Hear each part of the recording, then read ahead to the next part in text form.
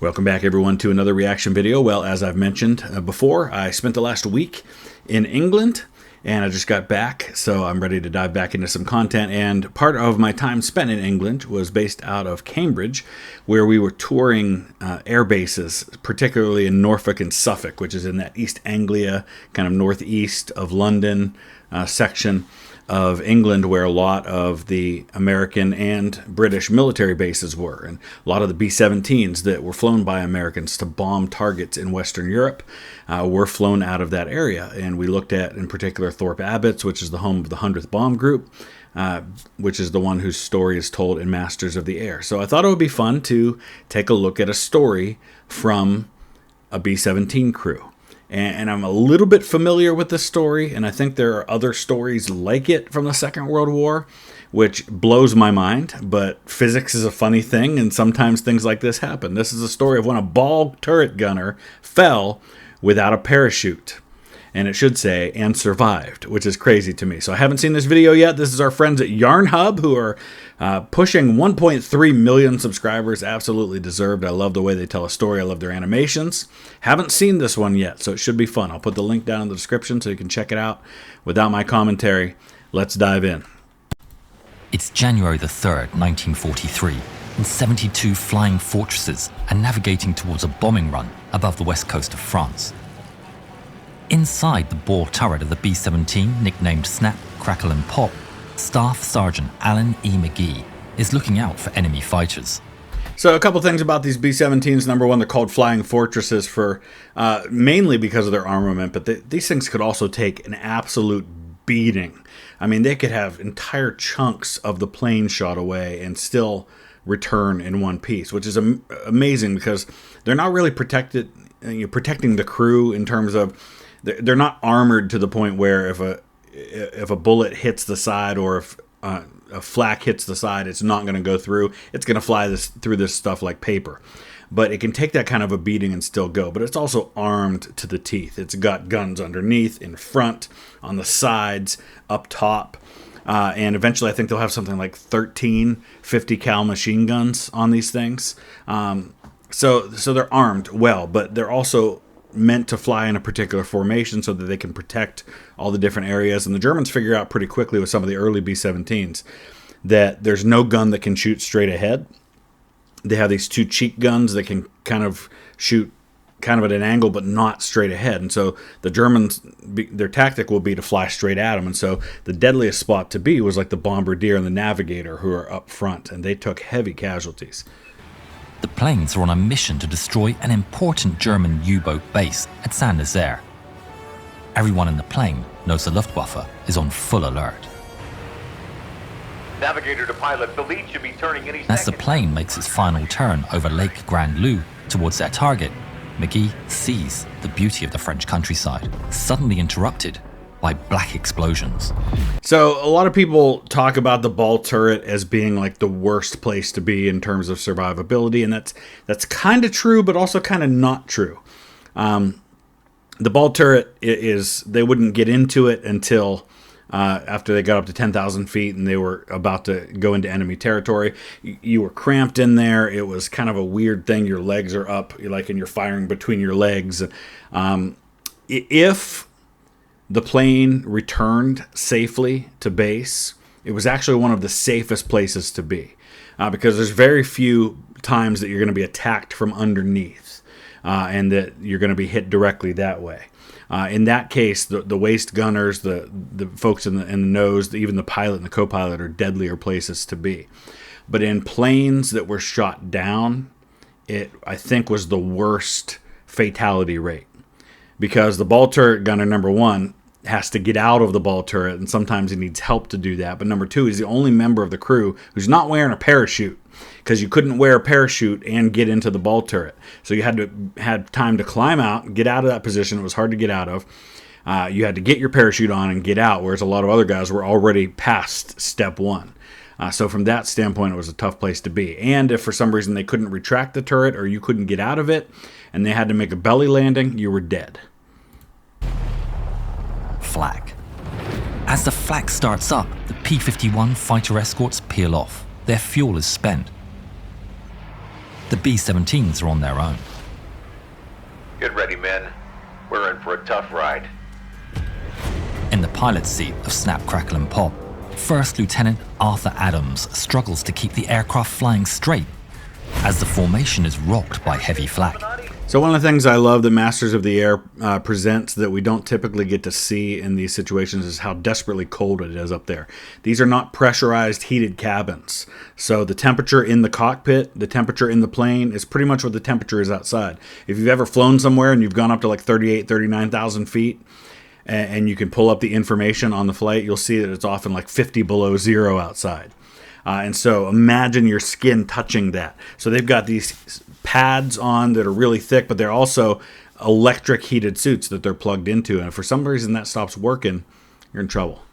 We're fine. Missed this one. Saint-Nazaire is nicknamed Flak City by the pilots, and these huge eruptions that seem to be exactly at the correct altitude Damn flak. are a horrifying sight. It seems impossible to make it through this while flying straight and level for a long bombing run. Then, through the explosions of flak, Adams notices something else to the left. Something that shouldn't be there with all this flak.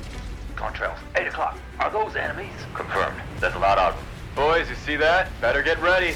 And what does he mean by it shouldn't be there with all this flak? Well, typically, the flak would stop firing when the German fighters were coming in because they didn't want to risk hitting their own guys. And so typically these bomber crews knew that as soon as the flak stopped, that was when you had to be ready and watching for the crews to, for the fighters to come in. The official mission report stated, The enemy fighter operations were performed with great skill and determination. enemy fighter units flying Fokker-Wulfs in strings of 4 to 6 FW-190s flew parallel to the lead group until reaching a point at least a mile ahead of our flight. They then turned into the flight, climbing slightly on the turn and diving slightly as they completed the turn, so as to bring them below the field of fire of the top turret gun. Yeah, so remember what I said. At this point in the war, this is early 43. I don't think you have the B-17G yet, which is the model that is going to be heavily produced and has that gun up front that can counter this threat. So get below the top turret that can fire forward. All you have is the belly gun at that point, the ball turret gunner that can fire straight forward. Approaching from about 11 o'clock, they swung toward the lead airplane, then cut slightly back on the wing airplane on 3 position.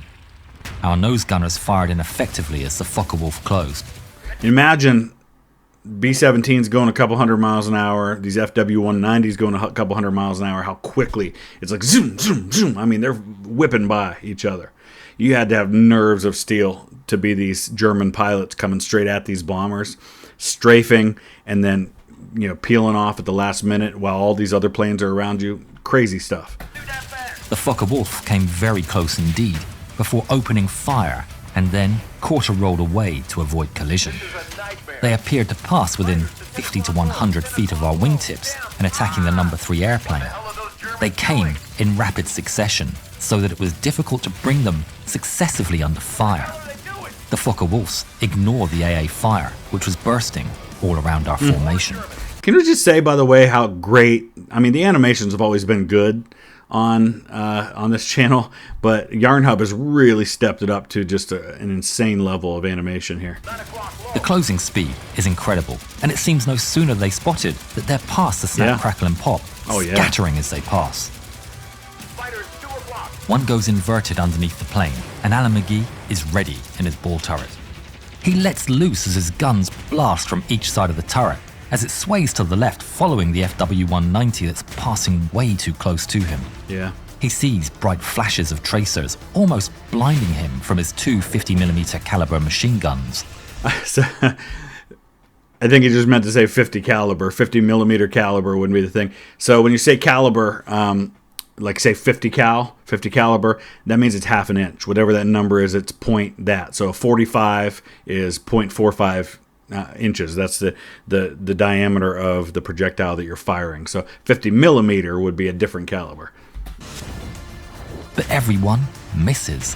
The plane's too quick, and it's already a speck in the distance. Can't imagine. Can't imagine. Keep your eyes open. They'll be coming around again. McGee had never seen the German planes ignoring the flak like that. This raid was his 7th combat mission, and in Snap, Crackle and Pop, that made him the most experienced crew member. Another from 1. Hold on, boys. We'll get through this. The 190s come in for another pass, this time from the rear. They're coming from the back! Gunners return fire, and tracers once more fill the air. I hit it! No, didn't go down. And still, the flak explodes around them. The Germans are relentless. So one of the things that would happen is these crews would come back, and again, if you've seen Masters of the Air, you see they immediately take them to interrogation, which is where they have to give a full report. And these reports are available. Like, you can go to fold3.com and read all these reports. It's incredible. A lot of the bomb group associations have their reports online, and they'll give all the details, like how many parachutes they saw from so-and-so's plane when it got hit. They'll talk about when they fired and where they engaged the enemy, and the navigators writing all this stuff down. And it's really detailed stuff. And all of this is not only a history for us, but it also gives them something to talk about. What went right? What went wrong? What can we talk about?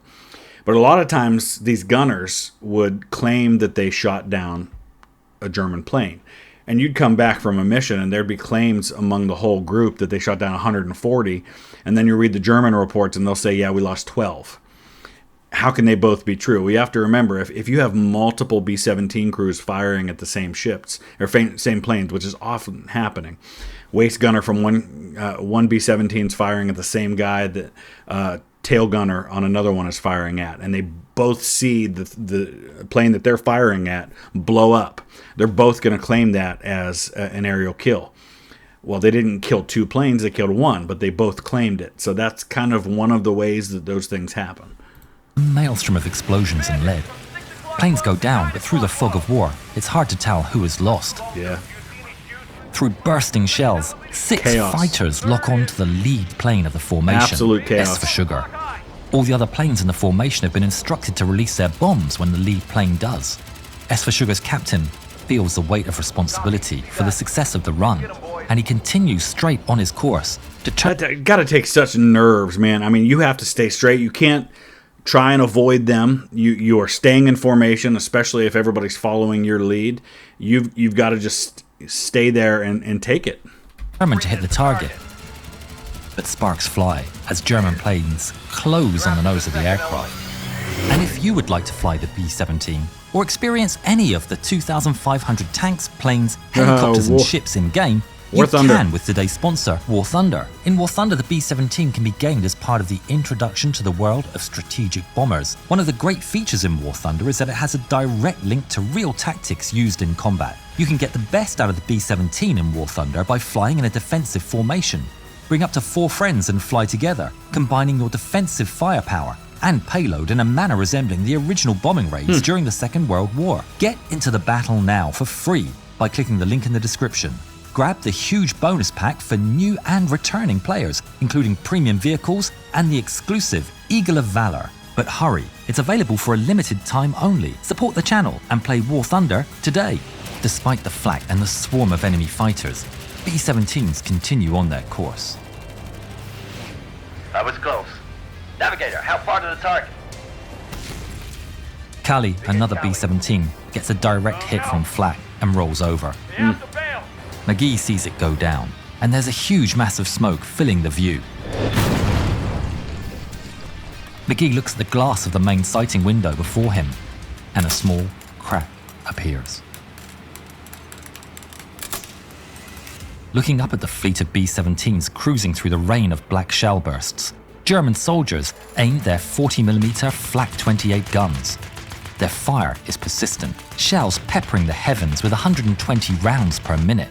See, that's what makes these flak guns so dangerous. You don't have to have a direct hit. You just got to be in the area. It's kind of like throwing a grenade. Grenade doesn't have to land right next to a guy at his feet. As long as it lands in proximity, when it explodes, it's going to send that shrapnel. That's what the flak does. It's just hot metal going through everything. Nearby, a more powerful Flak 88 fires high explosive shells. Again and again, the heavy flak barrage is sent into the air, predicting the trajectory of the flying B-17s. Die Amerikaner haben keine Chance. Subscribe, like, comment. Back inside Nice. the Snap, Crackle and Pop, McGee thinks they've nearly made it to the drop zone, but it's not soon enough. An explosion hits. Oh. McGee feels the cold, icy Yeah, wind now on you his gotta get face out. around his mask, but somehow his chest feels warm. He He's puts his hit. chin down, only to see the cuts in his leather jacket. He brings his palms closer in disbelief. There's shrapnel sticking out of his chest. Oh. McGee realizes he needs to get out of there. He can't bail out, as in the turret there's no parachute. Nope. He rushes to hand crank the turret and checks the hatch opening. But it's not So yeah, the turret's got to be turned into the right position for you to even be able to climb out. And if something in that mechanism's broke, you're screwed. in position yet. He ignores the sound of wind buffeting the ball turret and the intense cold as he finally gets the turret in position and manages to push open the hatch. Adrenaline courses inside him, and despite his injuries, he rapidly exits the cocoon of the ball turret, only to be confronted with a hellish inferno of the ongoing battle. The waist So you gunners notice how the two waist gunners are side by side because there wasn't enough room for them to go back to back. blasting away as German planes scream past. Oh. McGee grabs his parachute, but sees it's already damaged.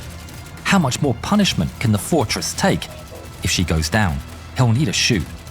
He struggles for breath and makes his way towards the radio operator. Maybe there's a spare chute, or they can do a tandem jump. Bandit, 8 o'clock high.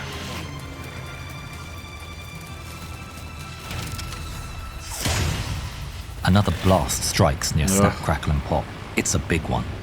The aircraft shudders and groans like a wounded beast as sparks fly and the men are thrown to the floor. There's now a massive hole in the middle of the aircraft. Fighting the wind, McGee climbs to the window near the radio operator's position and looks up. What he sees turns his blood cold. A German fighter coming right at them. The FW-190 lets loose with everything it has. Oh, geez, there goes the wing. Oh, yeah, The it can't shots fly like hit that. the right wing, ripping it clean off. It's over. The plane lurches and spins, and McGee feels himself pass out. The navigator, Second Lieutenant Glenn Harrington, sees McGee unconscious.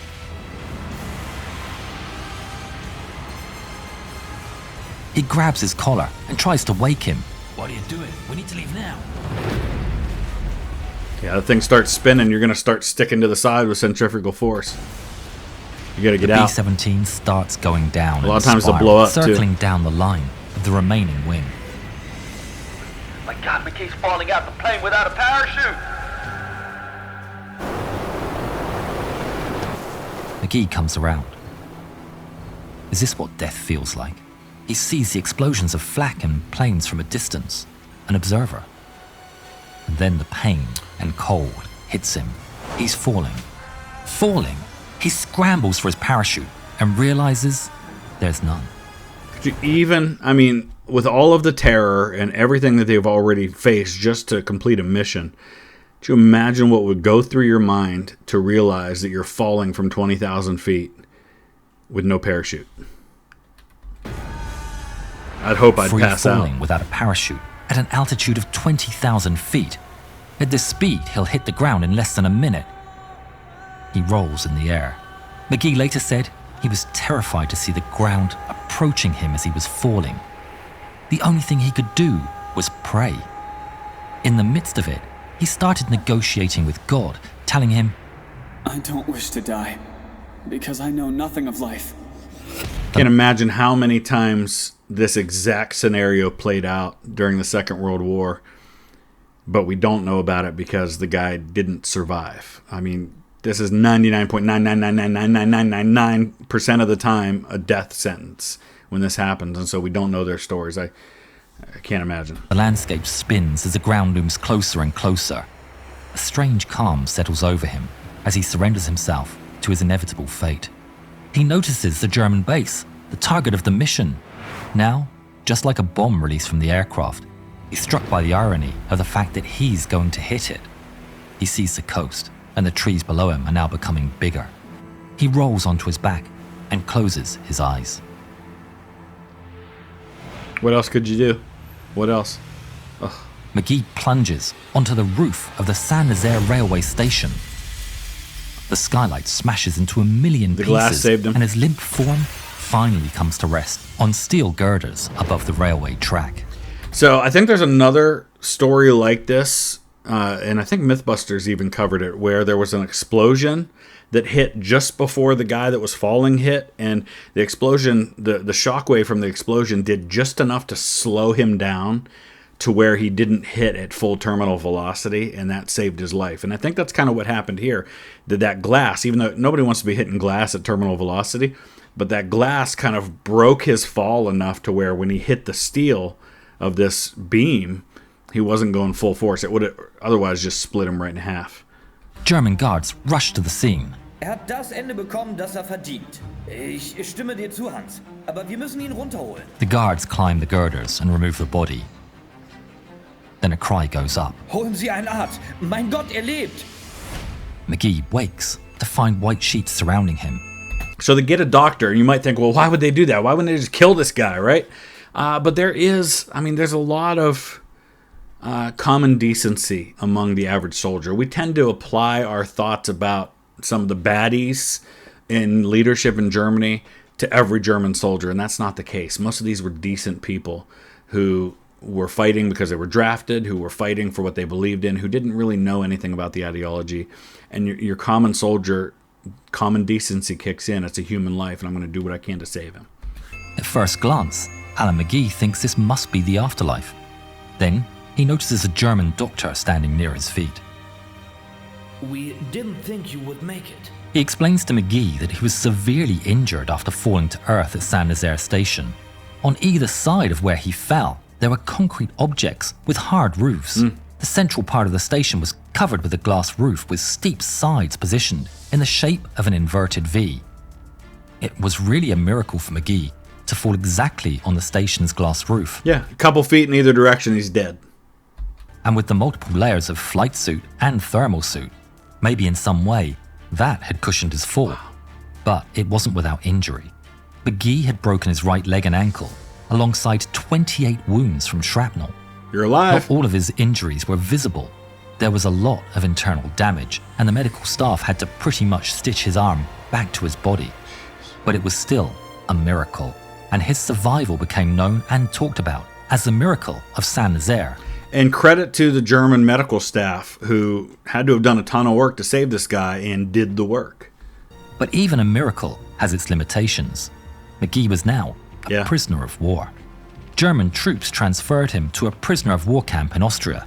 He often wondered if anyone else from the Snap, Crackle and Pop survived.